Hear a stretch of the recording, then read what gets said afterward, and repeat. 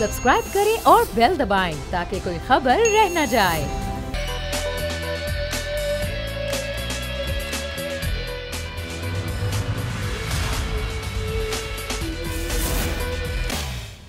बिस्मिल्लाहिर्रहमानिर्रहीम, अस्सलाम वालेकुम। प्रोग्राम में मैं सुमैया रिजवान आपको वेलकम कहती हूँ। नाज़रीन, मुल्क की जो सियासी गहमा गहमी चल रही है, हर रोज़ एक नई डेवलपमेंट हो रही है। और कल जो जुमेरात के रोज़ हुआ, सिंध हाउस में जो अरकान असम्बली थे पाकिस्तान तहरीक इंसाफ का, उनकी मौजूदगी का होना, फिर उनका जो एतराफ़ हुआ कि हमारे ज़मीर की आवाज़ पर हम यहाँ पर मौजूद हैं, हमें कोई पैसे नहीं दिए गए, हॉर्स ट्रेडिंग का इल्ज़ाम उन्होंने मुस्तरद किया।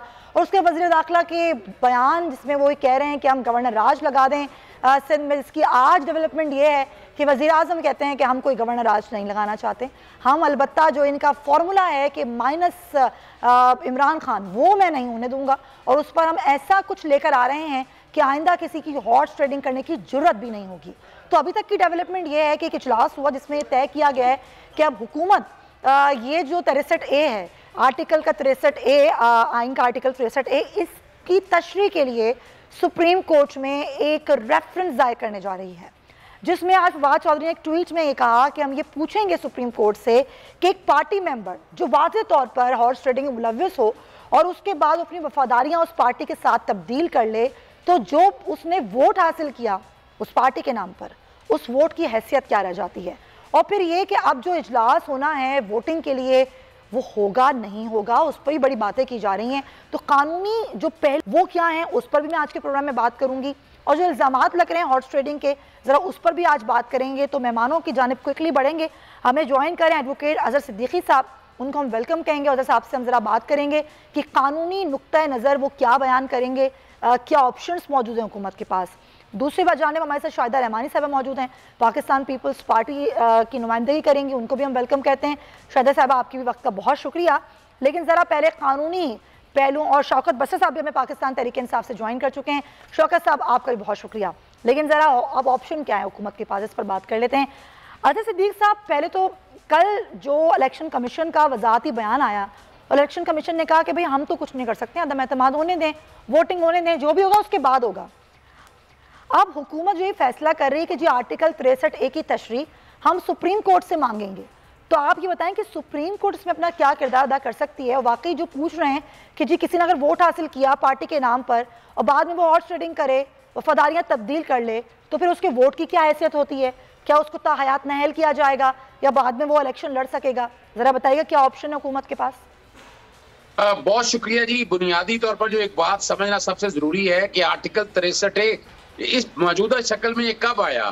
तो आपको तारीखी तौर पर जाना पड़ेगा छांगा मांगा की सियासत के अंदर, जब पाकिस्तान मुस्लिम लीग नवाज शरीफ ने जिस तरह वोट खरीदे, तो उसके बाद मिसाक जमहूरियत के जरिए तय किया गया कि आइंदा से फ्लोर क्रॉसिंग नहीं होने दी जाएगी।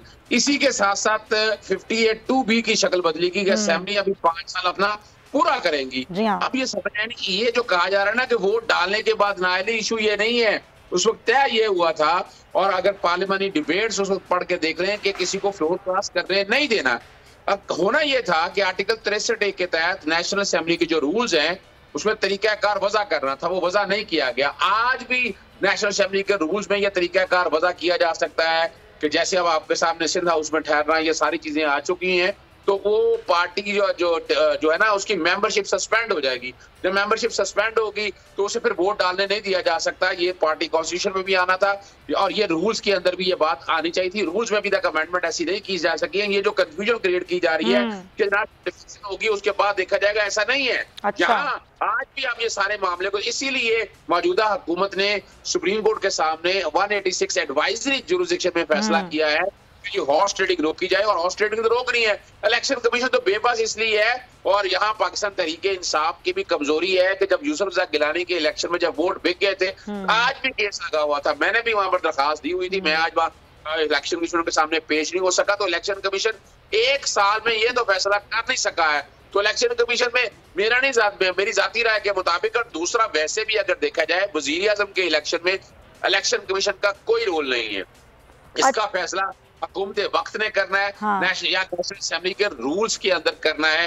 दूसरी बात है, इसी के साथ अगर आपको जोड़ना है, यानी अगर हम सिंध हाउस वाले मामले को अपनी जगह साथ रखकर अगर गौर से जरा समझने की कोशिश करें, FIA में पुलिस के पास दरखास्तें जा सकती हैं कि ये पैसे लेकर, करप्शन कर कर, लूट मार कर, जो भी वॉट एवर इट इज, ये करके ये वोट बेचने जा रहे हैं, तो इनके खिलाफ फौजदारी प्रोसीडिंग शुरू हो सकती है। और सही है, ये भी एक ऑप्शन है। वापस आएंगे अपने प्रोग्राम पर, डिस्कशन करेंगे इस पर, लेकिन एक ब्रेक के बाद।